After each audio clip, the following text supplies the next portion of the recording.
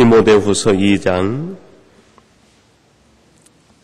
19절에서 22절까지 말씀입니다. 제가 19절 말씀 봉독하겠습니다. 한 절씩 같이 교독하겠습니다. 그러나 하나님의 견고한 터는 섰으니 인침이 있어 일렀으되 주께서 자기 백성을 아신다 하며 또 주의 이름을 부르는 자마다 불의에서 떠날지어다 하였느니라.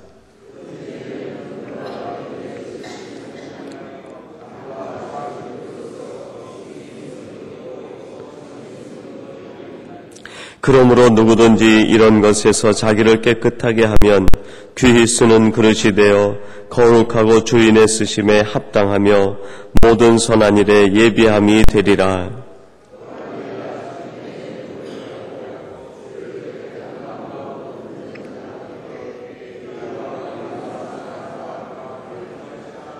아멘. 미국 교인들이 즐겨하는 유머 가운데 그런 유머가 있다고 합니다. 스프링클링 크리스찬이라고 해서 뿌려지는 교인이다. 그렇게 해석할 수 있는 말인 것 같아요. 뿌려진다.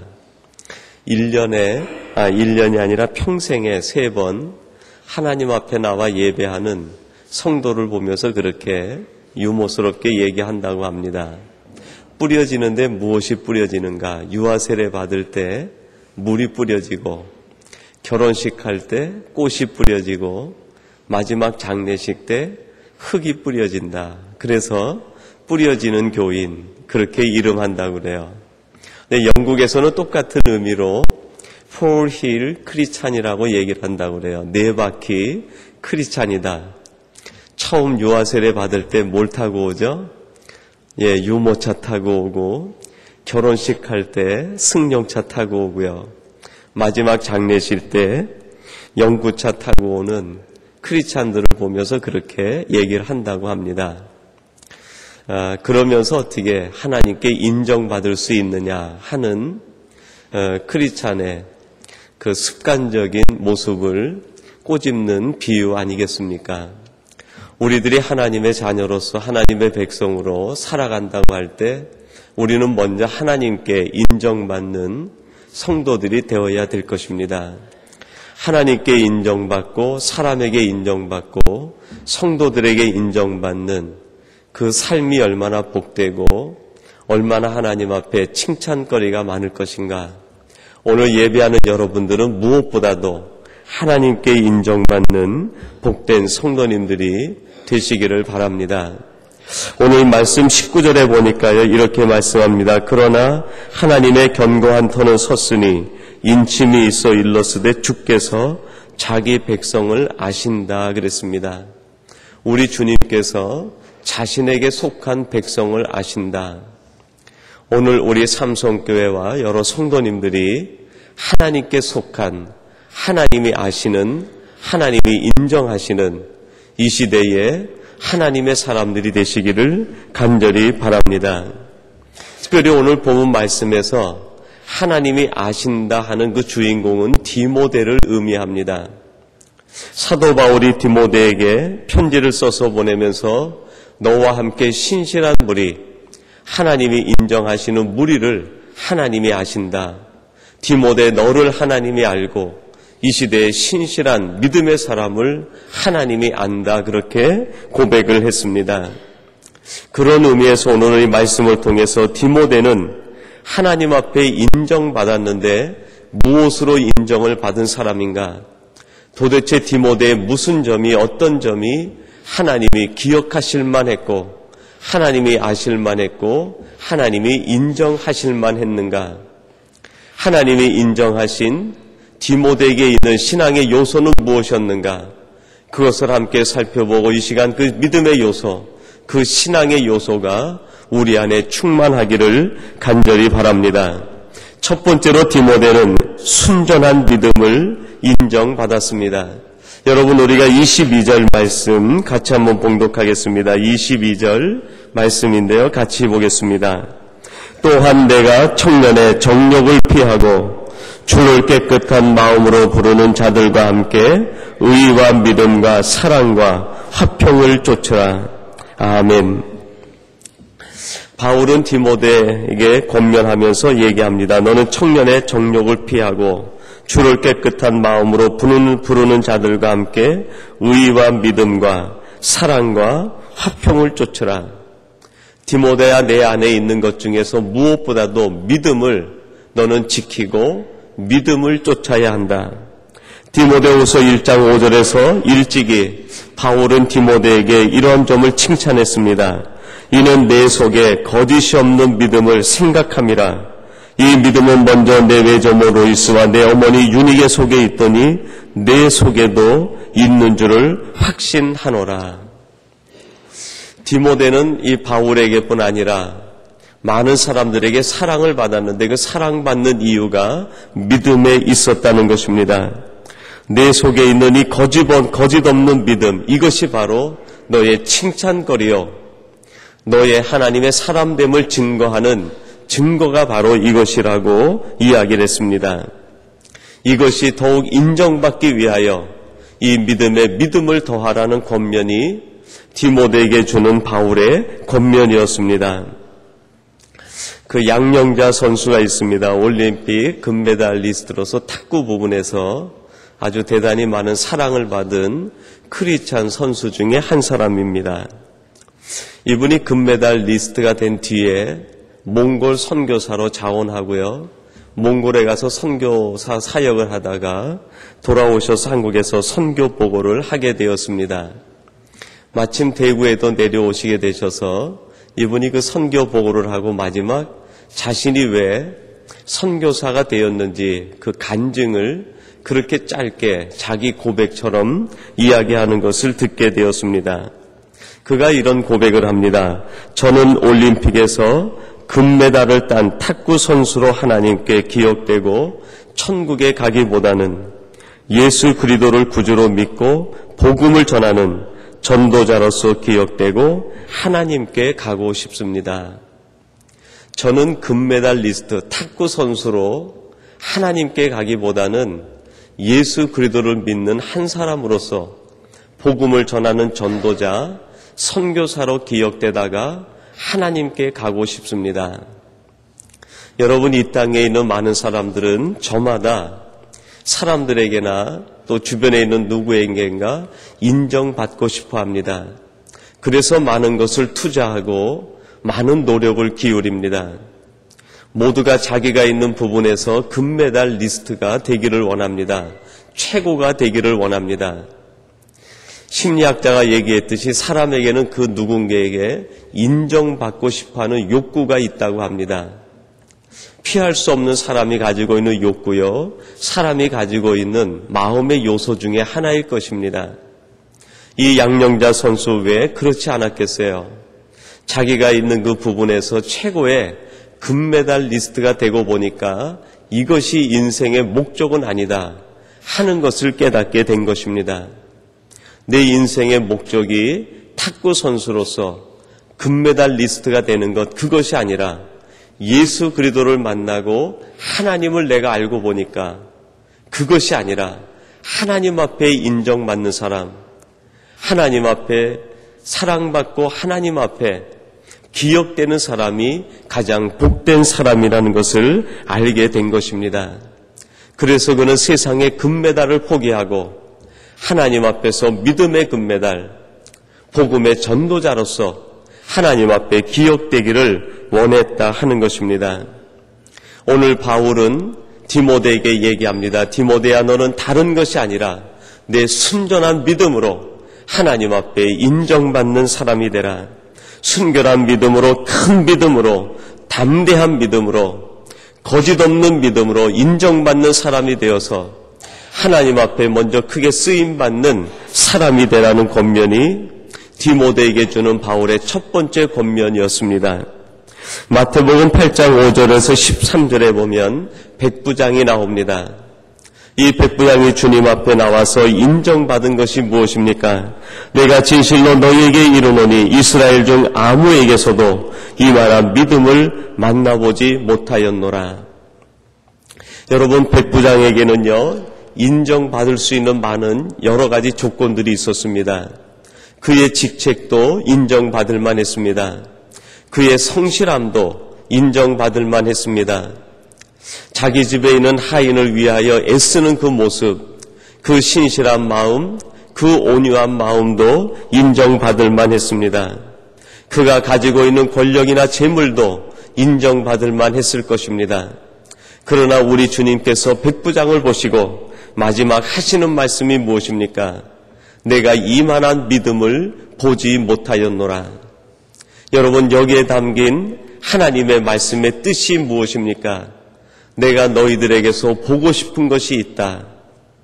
주님께서는 오늘 우리를 보시면서 우리에게 말씀합니다. 내가 너에게서 보고 싶은 것이 있다. 주님은 우리를 보실 때 우리가 가지고 있는 세상적인 어떤 조건, 그것을 보고 싶어 하시는 것이 아니라 내 속에 이 순전한 믿음이 있는지, 내 안에 큰 믿음이 있는지, 내 안에 변치 않는 믿음이 있는지 이것을 보고 싶다 말씀하시는 것이 우리 주님 아닙니까? 1930년도인데요. 프로펠러가 하나 달린 그 비행기를 타고 대서양을 걷는 린드버그라고 하는 대위가 있습니다. 이분이 그 대서양을 건너고 나서 세계적인 영웅이 되었습니다. 한 번은 이분이 파리를 방문하게 되었는데요. 파리에 있는 한 담배 회사 사장이 찾아왔습니다. 그리고 이 린드버그에게 제안을 합니다. 우리 회사 제품 담배 하나를 당신이 들고만 있어도 좋고 입에다 물고 이렇게 담배 피는 흉내를 내도 좋습니다. 그 포즈 하나만 취하면 우리가 그때 당시 돈으로 $50,000를 광고료로 주겠습니다. 여러분, 얼마나 속깃한 그런 광고 내용이고 또 제안입니까? 자기가 온 세계에 사진으로 뿌려지고 자기 모습이 온 세계에 광고로 도배가 될 텐데 자기 자신을 알릴 수 있는 얼마나 좋은 기회가 됩니까? 더불어 거기에 따라서 돈도 벌 수 있는 일인데 얼마나 좋은 일이겠어요. 그때 린드버그가 이런 얘기를 했다고 합니다. 선생님, 저는 침례받은 교인입니다. 선생님, 저는 침례받은 교인입니다. 제가 세례를 받은 교인인데 어떻게 돈을 벌기 위해서 피지도 않는 담배를 내가 입에다 물고 사진을 찍어서 그 광고료로 내가 돈을 벌고 내 이름을 세계에다 내고 내 사진을 세계에다 내겠습니까? 내가 명색이 크리스찬인데, 내가 그래도 하나님의 자녀인데, 내가 하나님의 백성인데 어떻게 하나님이 기뻐하지 않을, 하나님이 원치 않는 그 일을 하고 내가 이 일을 하겠다고 동의를 하겠습니까? 그걸 거절했다고 합니다. 여러분, 이렇게 순결한 믿음, 순전한 믿음을 지킨 사람을 하나님이 기억하시고 이 시대에도 찾고 계시는 것 아니겠습니까? 오늘 예배한 우리 모든 성도님들이 하나님 앞에서 이렇게 순전한 믿음, 거짓 없는 믿음, 순결한 믿음을 가져서 하나님 앞에 인정받는 복된 성도들이 되시기를 간절히 바랍니다. 그리고 두 번째로 오늘 이 디모데는 선한 양심을 인정받았습니다. 여러분, 21절 하반절에 보니까요, 이런 말씀을 합니다. 모든 선한 일에 예비함이 되니라. 22절 중반절에 보니까요, 깨끗한 마음으로 그랬습니다. 디모데전서 3장 9절에선 이런 말씀을 합니다. 깨끗한 양심의 믿음의 비밀을 가진 자라야 할지니. 디모데전서 1장 5절은 이런 말씀을 합니다. 청결한 마음과 선한 양심과 거짓이 없는 믿음으로 그랬습니다.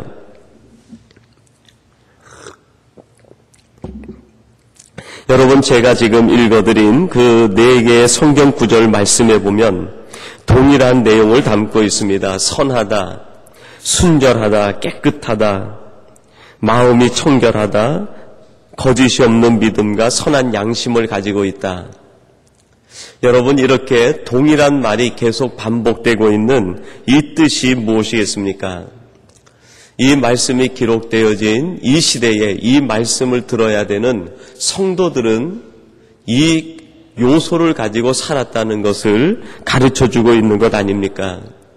디모데와 동시에 살았던 사람들, 디모데와 함께 신앙했던 믿음의 사람들, 그들에게 발견할 수 있는 한 가지 공통된 신앙적 요소가 있었다고 하면 깨끗하고 선한 것이었다.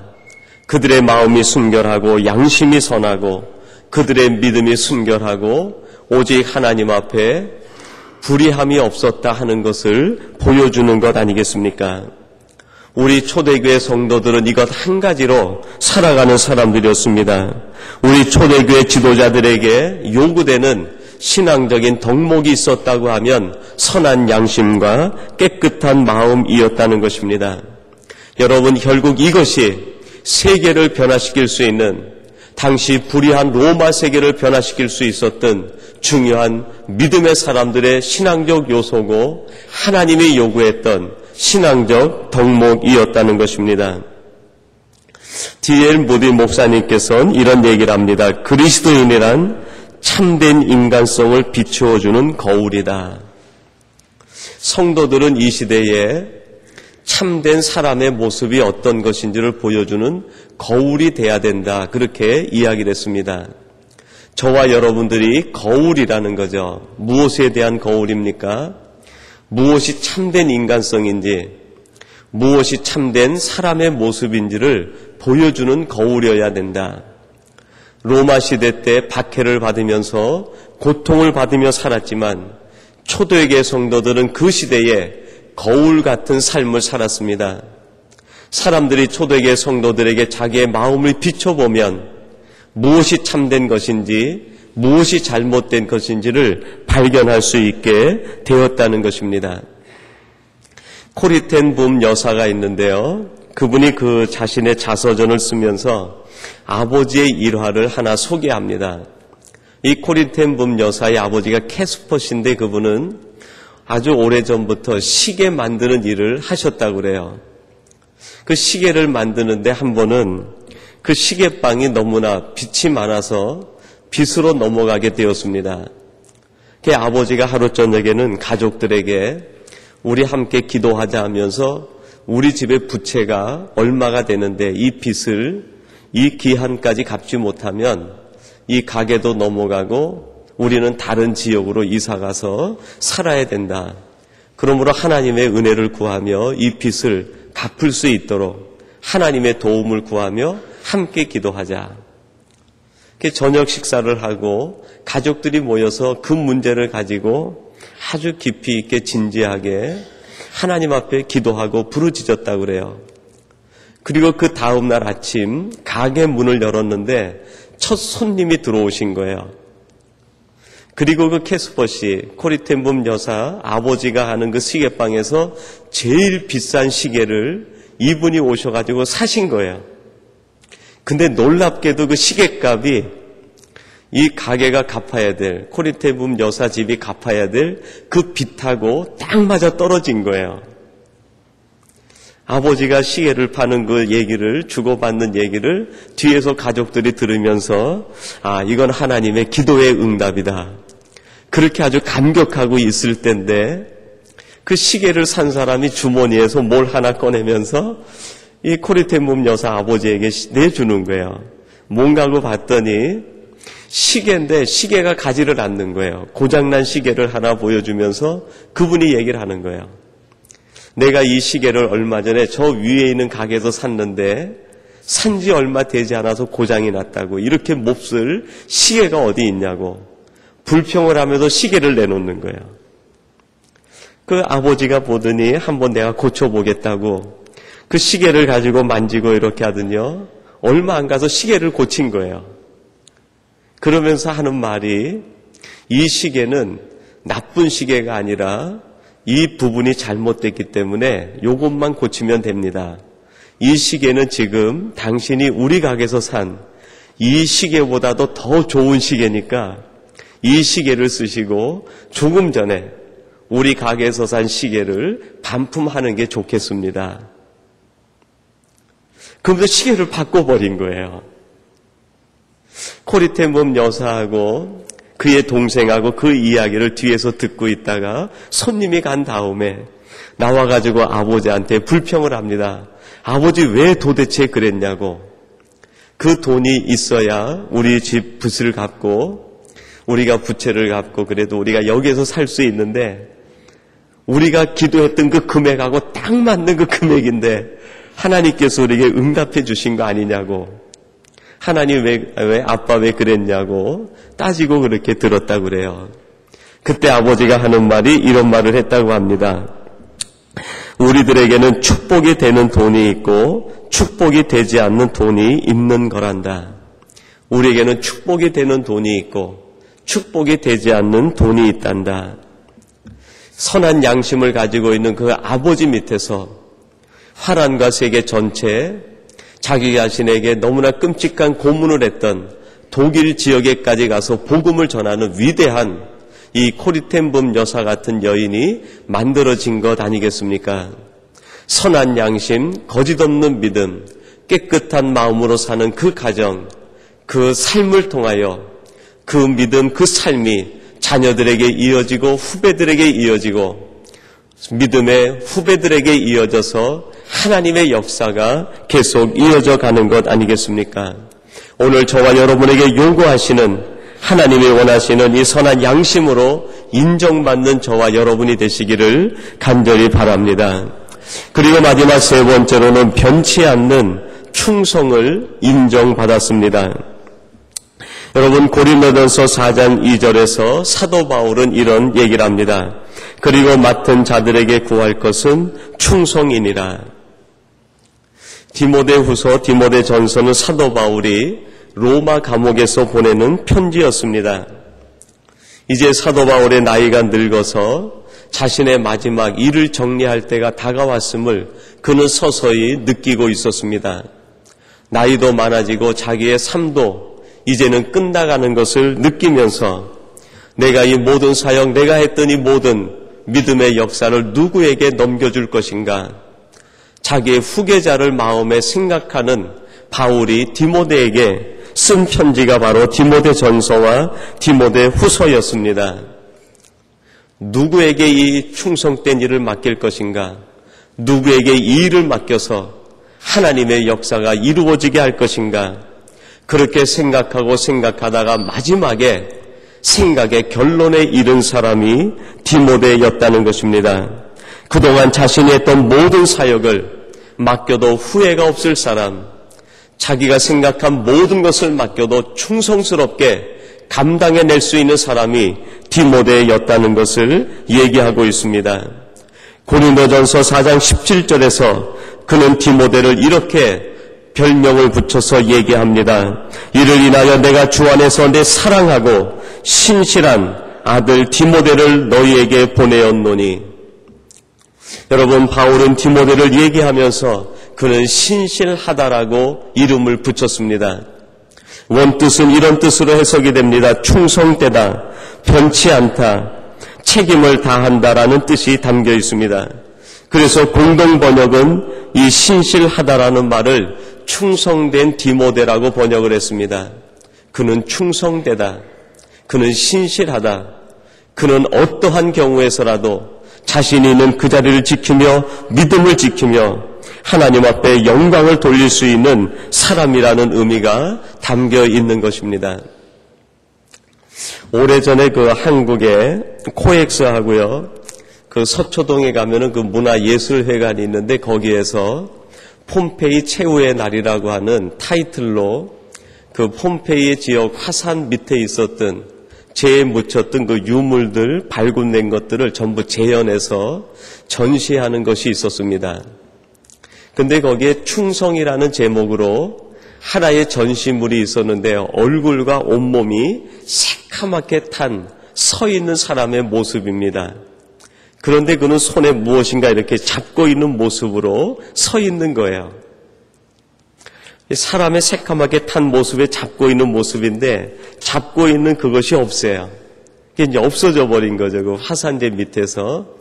근데 그 옆에 충성이라는 똑같은 이름으로 그림을 하나 그려서 그 포즈를 취하고 있는 화산재로 새카맣게 타 있는 그 모습 옆에 그림 하나가 전시가 돼 있었습니다. 그림을 그린 화가는 콘드라라는 화가인데 그는 그 손에다가 화살을 하나 이렇게 쥐어준 거예요. 창을 하나 쥐어주고 그걸 세워놓은 거예요. 그리고 그 밑에다 설명을 써놨는데 이 사람은 당시 폼페이 성문의 문지기였다는 겁니다. 화산재가 떨어지고 사람들이 이리저리 도망가는 그때에 자기에게 맡겨진 그 일을 감당하기 위해서 그 온갖 불덩이와 화산재를 맞으면서 자기가 있는 자리에서 자기에게 맡겨진 창을 들고 그 문을 지키는 그 모습, 그것을 보고 충성이라고 제목을 붙였습니다.